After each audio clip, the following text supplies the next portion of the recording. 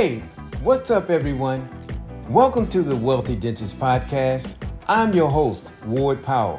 And if you're a dentist looking to crack the code on how to grow your practice and dominate in this space, then stick around. You're in the right place. Every week, we're sitting down with some amazing dentists who are doing incredible things in their businesses. We're talking about everything from how they keep their teams loyal and dedicated to how they stay ahead of the game in this crazy, fast-changing industry.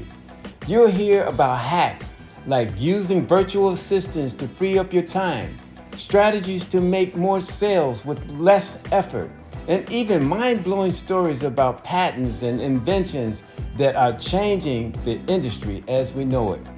And it's not just about growing your practice, it's also about finding out what works from a clinical perspective. Whether you're just starting or you're ready to scale to the next level, there's something here for you. So buckle up, hit that subscribe button, and let's dive in.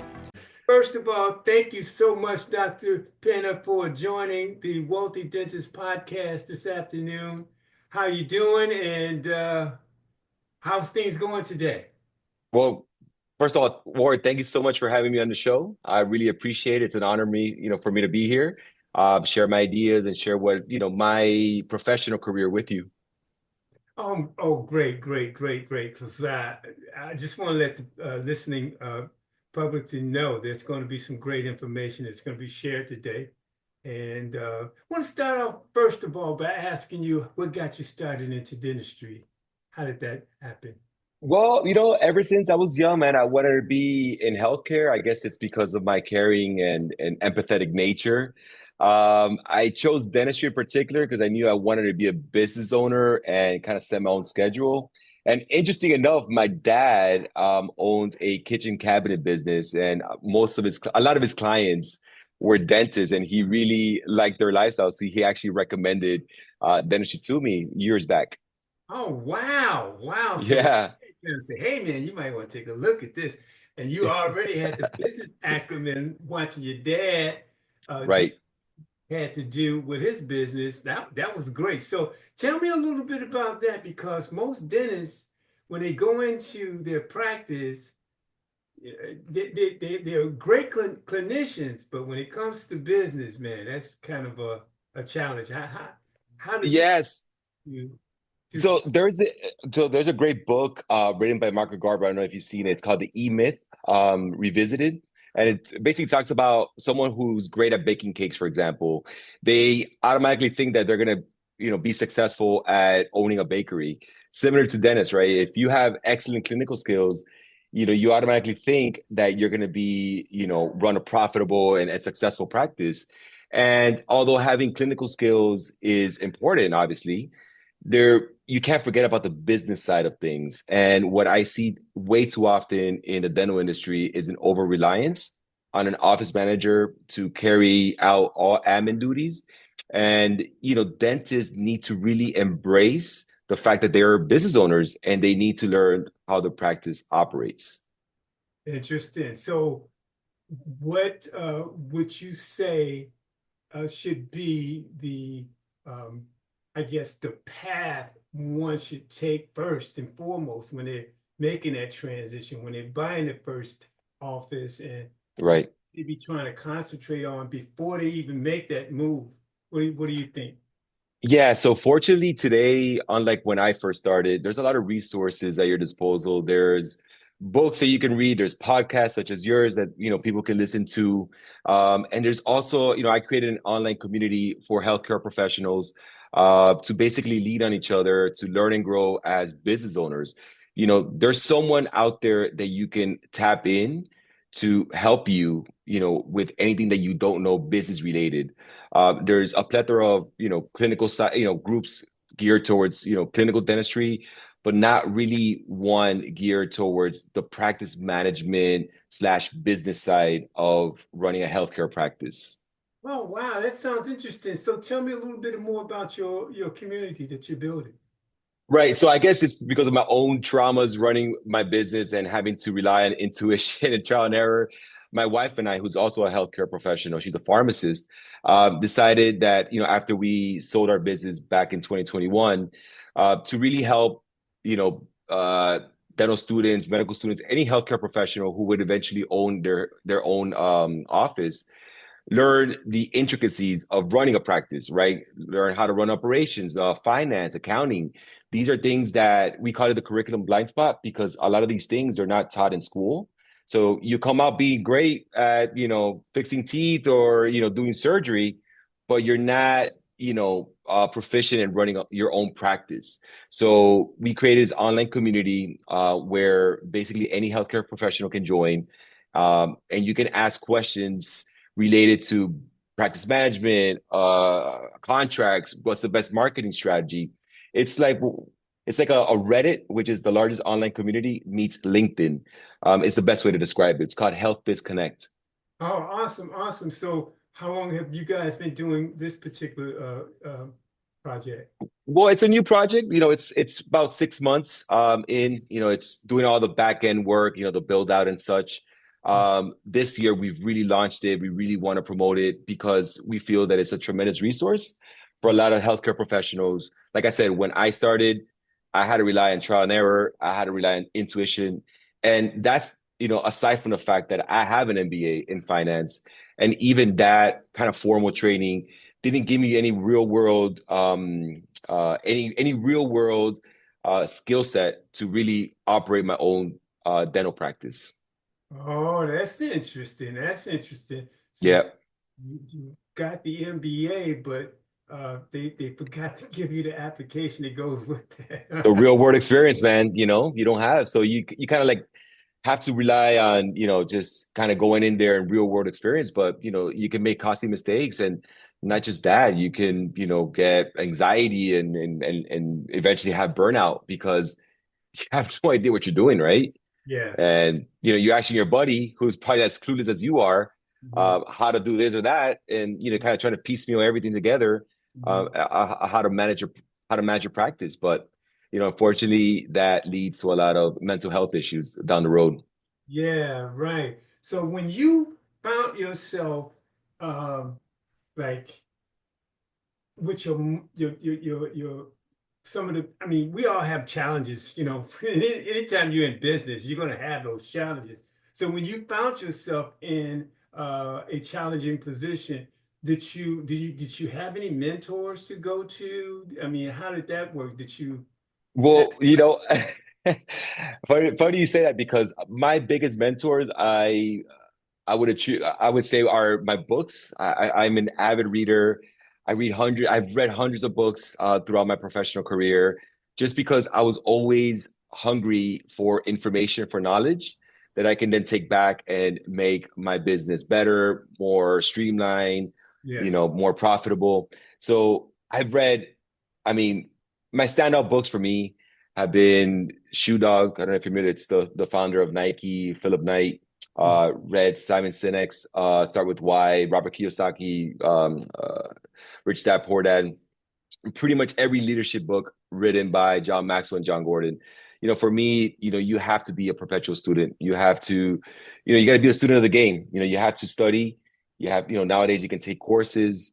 You can, like I said, go into an online community and ask questions, but, always invest in yourself, in your professional growth, because that will then translate into you being a better leader and a better business owner. So you read hundreds of books and decided to create your own, the Power Couple. Tell us a little bit. Yeah. So, my entrepreneurial journey was, is interesting, right? Because I had a vision to create a business with an altruistic mission. I wanted to create a dental home for a lot of underserved communities, such as kids with Medicaid or special needs. It's not always easy kind of going against the current, taking government funded insurance plans and treating special needs comes with, obviously, there's risk involved, Yeah. and not a lot of people were willing to take it. Therefore, it was a huge opportunity for us to be able to serve that community, and we did. But obviously the pay was lower, and we did everything from scratch. So we opened up our first office, and all our offices, we opened up like basically brand new offices, new facilities, which meant a lot of capital that we needed to spend. And there was no one to really ask, hey, how do you do this or how do you do that? When's a good time to add an associate, or hey, how do you read a financial statement? I have no idea. So a lot of this, like I said, I had to rely on books. And there was never a book written about a dental business and how someone founded and operated and managed that business to success. So when I finally exited the business in 2021, my wife and I decided, hey, you know what? Let's chronicle our journey. I feel like it's very unique. It's first of all, it's a husband and wife power couple working together. As you alluded to earlier, we kind of split responsibilities along our strengths. I always say I like to delegate my weaknesses. I was very fortunate that my wife has all those strengths to my weaknesses, right? So she's great at PR, marketing, that sort of thing. I'm more of an operation, more process driven.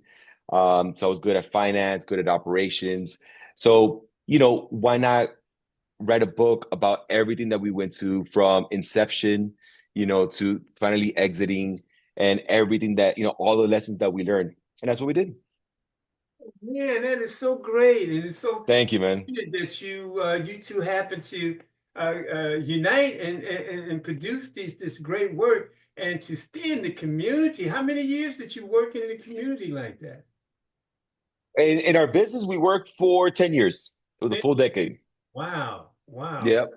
Wow, that says a lot about your character, a whole lot about the caring that goes along, the empathy. That's beautiful. So Thank you. when you find yourself 10 years later to sold your practice, you're currently helping the community. What else are you doing out there that takes some of your time? Well, I still work back for the company who bought us. I really enjoy clinical dentistry. I always have. I exclusively do sedation dentistry for children with the help of an anesthesiologist, and I manage my online community for healthcare professionals, Help BizConnect. So that kind of keeps you pretty busy, I would assume. Oh yeah, I mean, and aside and outside of work, I'm an active parent. My family is my priority. So for me, picking my kids up from school, taking them to their extracurriculars, and helping out with dinner, and just really spending time with my kids and my wife are extremely important to me. So it's my priority, like I mentioned. That's awesome. So now, how old are your children? 13, 12, and 10. I had them back to back. That is, man, I tell you, having children, you obviously know, is the gift of the world. I mean, just It is. being able to raise them and watch them grow and live vicariously through them, man, it's an amazing gift, contribution, and a sight to see. Thank you, Congratulations man. to you on Thank that. you. So, Thank you. so what type of how many hours? What are your hours like at work when you go in and do the work? I'm usually there between 7 because the kids have to be what's called NPO. They can't eat or drink anything because they're going under sedation. Mhm, So my day usually starts around 7:30, and mhm. it ends about 2:30, depending on the day. Okay, okay. So Yeah. what day in life like for you with the children, with work, with your online community? How, I mean, like from what, 6 in the morning, you're up and you're done and with dinner and all of that and going back to work or whatever. How's that working for you? No, you know what? I actually wake up at 5. The first thing I do is, I work out in the morning. I usually have an hour at the gym. Hmm. Just kind of clear my head and kind of like sets the tone for my day. Hmm. And I'm usually at the office by, like I said, 7:30. Hmm. 2:30, I'm home. I work in my online community till about 6. After that, I help out with dinner. We serve dinner. We eat. And by 9:30, I'm very disciplined, man. So by 9:30, I'm in bed. I need to get at least 7 hours of sleep every night to be fully functional. And I do that, I cycle, the next day. And despite that grueling schedule, I still manage, like I said, to make time for my family. And on every year, actually, I take about 40 days of vacation every single year. I've done this since I first opened my practice. No matter what, my time with my family is sacred, and that's something that I never sacrifice for anything. So every year, 40 days of vacation, we go and we map out our travel schedule, every year, and we go and we're wanderlust. So we travel, we've traveled to about 35 countries thus far with my kids. So did you say 40 days? For, I oh, take 40 days. I've always taken about 40 days, 40 plus days each year since I first opened my practice. Yep. that's amazing. Now, Yep. when, okay, so you've been doing that maybe more than 10 years. So, but for those that are trying to, I guess, balance Hmm. the whole idea of being able to take 2 weeks, Right, right. keep the practice going. What do you have to say to those people? Listen, it's a lot of, I'm going to speak to obviously my dental colleagues. Dentists, most dentists, when they go into practice, they end up owning a job and not owning a business. And there's a huge differentiator. Dentists are notoriously micromanagers. They don't want to relinquish control because they feel like they can do everything better, or they want to do it themselves to retain control. But in doing so, they're held hostage by their practice. One of the things that I learned how to do early on was to delegate effectively. I hired top-notch people, assigned them to key roles. I would train them, empower them, to handle a lot of my admin duties, for example. That freed up time for me to do, see patients, for example. I was never an administrator or a manager in my office. I was always the leader of my business, but also a clinician. I used to work in the office pretty much about 3, 4 days a week, sometimes 5 days a week. And when I first started, I used to work Monday through Saturday. So I've always been involved in clinical care. I led the sedations at in our practice. So I've always been able to juggle both, but it's the way you set up your business that's crucial. You need to have processes, systems and process for every single task that you do. You want people to understand what their roles and responsibilities are, and you need to have proper training to train these people, your team members, on how to do your task the way you want them to be done, and empower them. Interesting. So give me an Hmm. example of a particular job that you know that let's just say that you wouldn't mind doing. You've already done it, so you're gonna empower one of your staff members to do that job. What would that look like? So I'll give you an example. When I first started, as I mentioned, I didn't go into business understanding, anything about business. I didn't even understand what a balance sheet or a profit and loss statement looked like, or how to interpret it. Right. My conversations with my accountant were always dreadful in the beginning. But anything can be learned. Anything can be learned. You need to have what's called a growth mindset. I may not know it right now, but I'm going to figure it out and I'm going to learn it. Right. So I had an operations manager work with me 4 years into the business. We're, I think, about 3 offices. Things weren't working out. Her skill set, the growth of the business and where we were at the business kind of outstripped where she was skill set wise, and we had to part ways with her. So obviously, and we were losing money, right? So obviously, it kind of fell on me to handle operations. I had no clue. I mean, I had an idea of how things, worked, but in a multi-location dental business, I really needed it honed down. So I took time away from clinic. I went to every single office. I learned, I interviewed the office managers. Tell me what you do, and I had a pad of paper. Okay, this is what you do. Perfect. And I would go around. Then I figured out what are the best practices for me, right? What I want my office to run like. And then I created manuals. And then from those manuals, I trained them on how to do their job. Eventually, though, I couldn't do this further. I had to go back to clinic. I hired what's called an operations coordinator, someone who worked alongside with me. And then I said, all right, this is my basically my standard of care, so to speak. This is how I want things done. Please execute on that vision. And she did. And she would just Oh, report back to me. So it's all how you set up your business and yes, how you empower and delegate yes, that will get you that freedom. It's not hard. yes. So did you have any associates in place when you did take off for those 40 days? Oh yeah, I mean we had so my sedation schedule. So the way we had it set up at the time, I believe we had about 8 associates, but all of them referred their sedation cases. So the difficult cases that they couldn't handle just with just laughing gas or behavior management in the office, they would refer them to me and my sedation schedule. Obviously, that schedule got a little backed up during that time during that hiatus, but the business kept running along, right? I just kind of like after those 40 days, and then once I brought on my operations coordinator, I went back to my schedule and just kind of rocked it out at that point. Oh, so when you were gone, there was no one there that actually did the work that you did. Correct. And so you had to figure out, okay, so I'm going to be gone. So is that 40 days straight or just 40 days throughout the year? Oh, are you talking about my vacation time? Yeah, so No, yeah, no. So my 40 days at a vacation, so it's always around my kids' breaks. So summer break, winter break, spring break, things like that. And then obviously days interspersed. We usually, if there's like a holiday on a Monday, yeah, we'll take off on a Friday, okay, or Thursday all the way to Monday. And we'll have an extended vacation.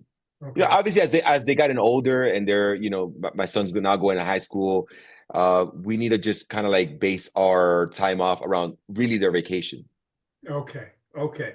So it wasn't 40 days straight, it was like 40 days throughout the year. throughout the year. Yeah, You planned, and then whenever you took out, you got with your operations manager and you figured out what needed to be done with respect to your specific work as it related to the firm. correct. Okay, okay. Well, hey, wow, man, hats going off to you and your team, your family. That's Thank you, man. Thank you. so. You still have pretty much your ears to the rail, so to speak, when it comes to the business. What do you see coming down the pike that was going to change dentistry? Is there anything out there that you're thinking that's going to really put some key light on Yeah, the future?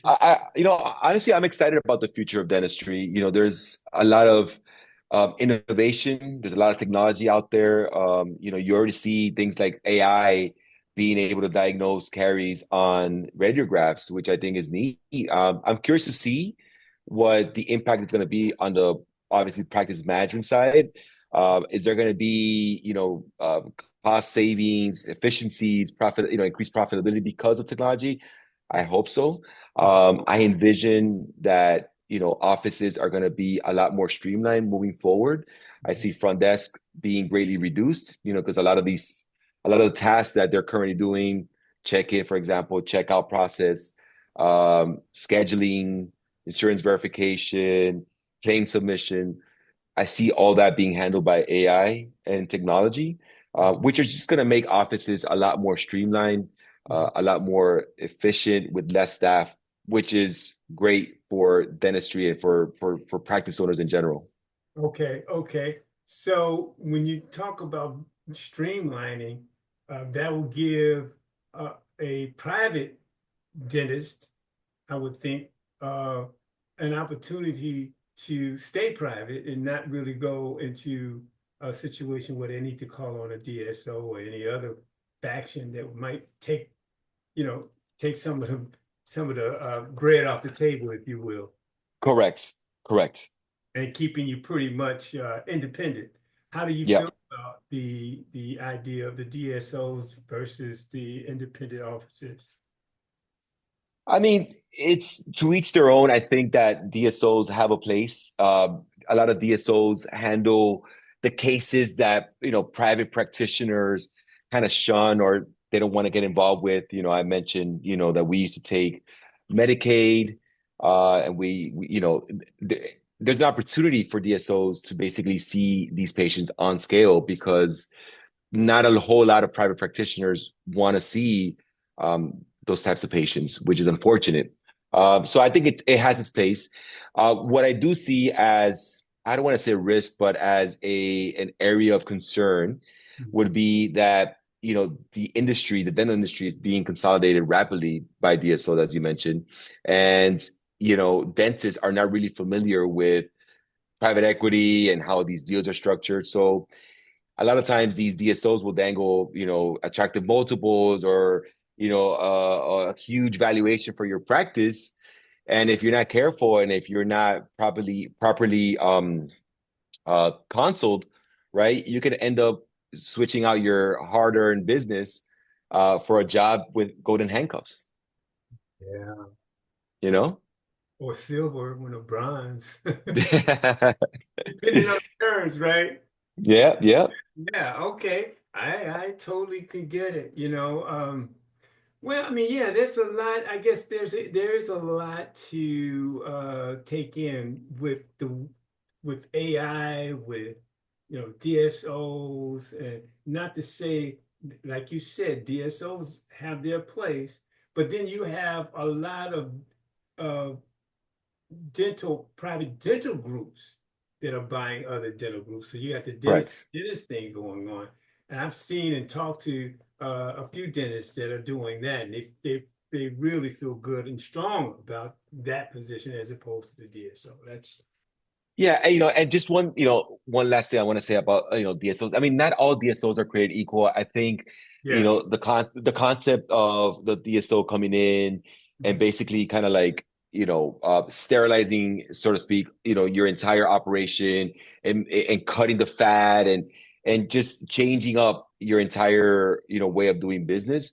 I think it's almost like a fallacious statement. I think nowadays DSOs really go in there, they buy out these practices, but they give the doctor owner a lot of autonomy to run the offices the way they have led, since inception. So I think I think with every iteration of these DSOs, especially the ones nowadays, there's greater autonomy and greater freedom for the dental practitioner, the dental owner, to really practice dentistry the way they have, without interference from management.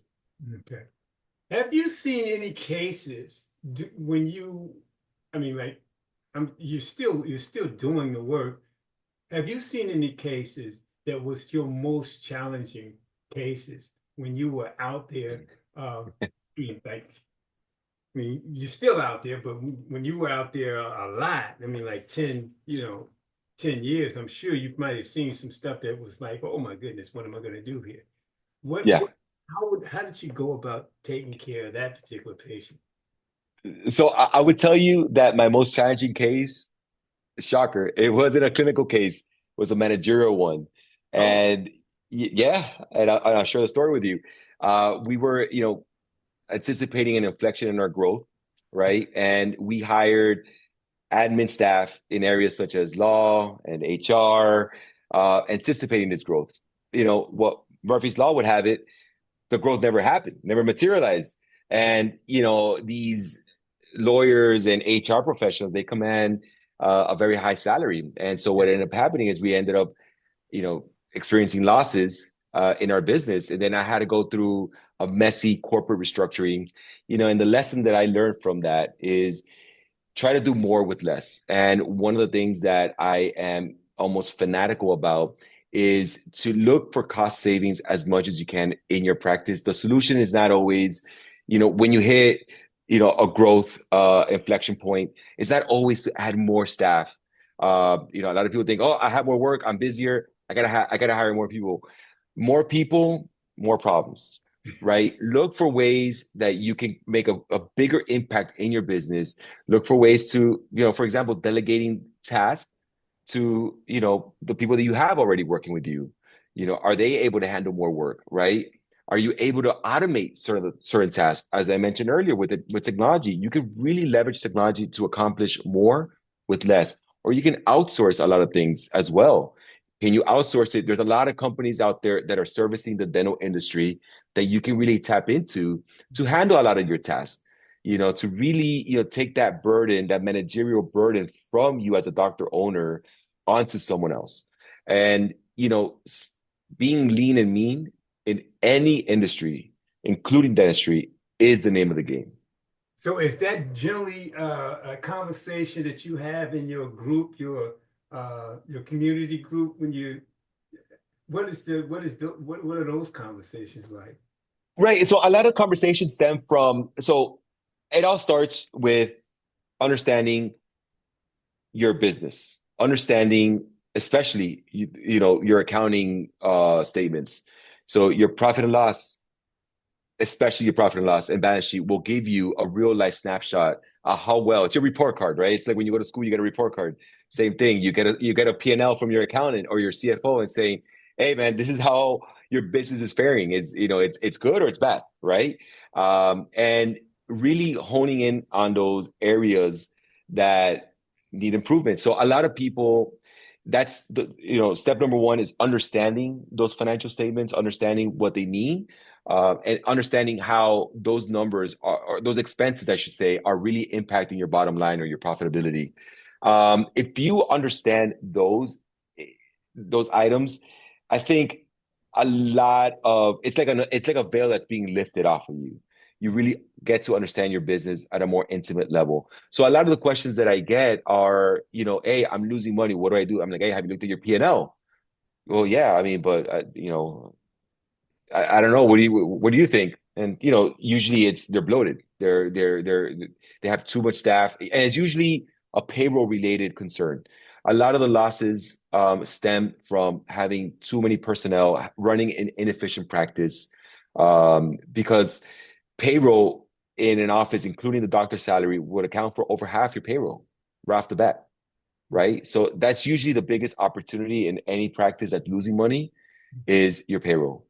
Mhm, mhm. So, I mean, I guess you won't need a matrix to see that particular issue in any given business. But are you all keeping track of those numbers that you coming in Like a contact? hawk, like a hawk, man. For me, metrics, like I said, I'm a very process driven person. So for me, numbers and data are sacred. Mhm. It's even in my personal life, like, hey, I want to lose weight. I got to track my calories, right? I track all my food. I weigh all my food and I track it. Same thing. Or when I go to the gym, I track my workouts, right? I want to make sure that I'm doing progressive overload over time. Same thing in my business. I'm tracking. What are my revenues like? What are my revenues this month compared to last month? What were they this month compared to the same month last year? What's my growth? In general, am I meeting benchmark metrics? I'm a hawk, even in stuff like on a daily basis. Mhm. I have well, when we ran the business, we had all our office managers report daily financials rather than meeting on a monthly basis like we used to do and report, how we did the month prior. It's very backwards looking, right? You can't drive your car and look at the rear view mirror. You have Right. to look at what's happening, ahead of you and being proactive. So what we started doing was having them report daily financials. So we have, I believe it was like about 8 KPIs, key performance indicators, that every office manager would report to us through a WhatsApp chat group where we were all present. So we had 7 offices, so 7 office managers, including the dentists that work for us and the administrative staff. So we were on a group, and every single night after end of day, they would report their metrics. And if they miss their target metrics for whatever reason, they would give us an explanation and then tell us how they were going to rectify the situation the next day. Whether they were going to schedule more patients, whether they were going to enact rescue strategies to salvage the next day's schedule, things of that nature. So they would come up with like a plan of action for the next day. And if you hold people accountable that way, you're going to see the results that you'll start getting in your business. Well, yeah, you had to be lean because you're in the if you don't mind the expression, in the belly of the beast. You're helping the people that don't have the monies that most areas do. So other areas do, I should say. But then Right. I mean, and then to like say, okay, I mean, I think giving your position and having the, I don't know, the vision to say, okay, instead of do, because most people do monthly or quarterlies for that matter, check on their statements, their financials, and to do a day to day, that was definitely forward thinking. Yep. Yeah, that was Yep. forward thinking. Absolutely. That changed. I'm sure that changed the matrix or changed to the projection, the project, the trajectory, if you will, for the Yeah. company going forward. Yeah, we really saw a marked shift. It really started moving the needle in our business in a positive way. And you kept doing that until what? Until you were ready to shut down, huh? Well, I mean, it's still being done to this day. Like I said, I still work back for the company that bought us, and these daily financials are still being reported. Oh wow! So they kind of like Yep. took what you were already doing and say, "Hey, let's keep this process going." Yes. So Yes. everybody is in on this meeting at the end of the day. Yeah, we're on a WhatsApp group. All the doctors, OMs, and the admin staff. Yep. Wow. So give me an idea how many people are on that kind of meeting. I would say like around 30 people in that WhatsApp Big group. number. Hmm. That is a big number. And Yeah. for them to be there and everybody's like, I mean, well, I guess a few people kind of running the process, but then you're giving other people, the people that are in the meeting, an opportunity to speak on whatever it is that's an issue or something that may be something that we want to take a look at because somebody's doing really well in that area. Right. Right. Yeah, yeah. Right. Wow, man. Wow, I don't hear this very often. Okay. I don't hear this process very often. So if you were to take the old you, Hmm. go to the give advice to the young you, what would that be? It's the advice that I would give to anyone just graduating from school. Learn business. Don't just go in there thinking that you're going to perform great dentistry and somehow, some way, you're going to perform well in your business, right? Or you're going to over rely on an office manager to do the things that you don't know how to do. It's your responsibility to run a successful practice, and that comes from learning business from the jump. You need to know accounting, especially, and marketing. I would say account. If there's anywhere you want to focus your attention, starting out, would be marketing and accounting. And the reason why I say that is because nowadays you have very crowded markets, and the way you're going to differentiate yourself, or number one, survive, is to run a lean practice. Number two, to stand out, with so many competitors around you, is to really know how to market yourself. You want to be able to differentiate yourself from your colleague down the street, and the way you do and the way you market yourself is important, right? So if I can go back and tell the old me, it would be, hey man, get get with uh get with the accounting, understand what those numbers are, right? And learn how to market yourself much more effectively. Yeah, I would concur. Definitely marketing, marketing, marketing, marketing, marketing, marketing, Yep. accounting, accounting, just relentlessly. Yeah. So is there anything we covered quite a bit? Is there anything that you would like to share with the public before we bring this to a close? Yeah, I guess it's the recurrent theme that I've been saying. It's, financial education, leadership, business are so crucial. These, I can't fault my colleagues for not knowing this stuff.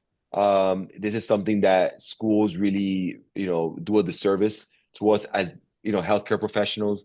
There really isn't enough sufficient business practice management training during our time. If they would allocate just a little bit more time to teaching us, we wouldn't have.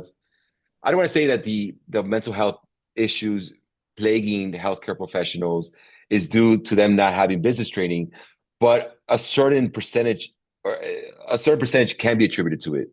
Um, so really taking the time to understand business before taking the entrepreneur leap would be critical.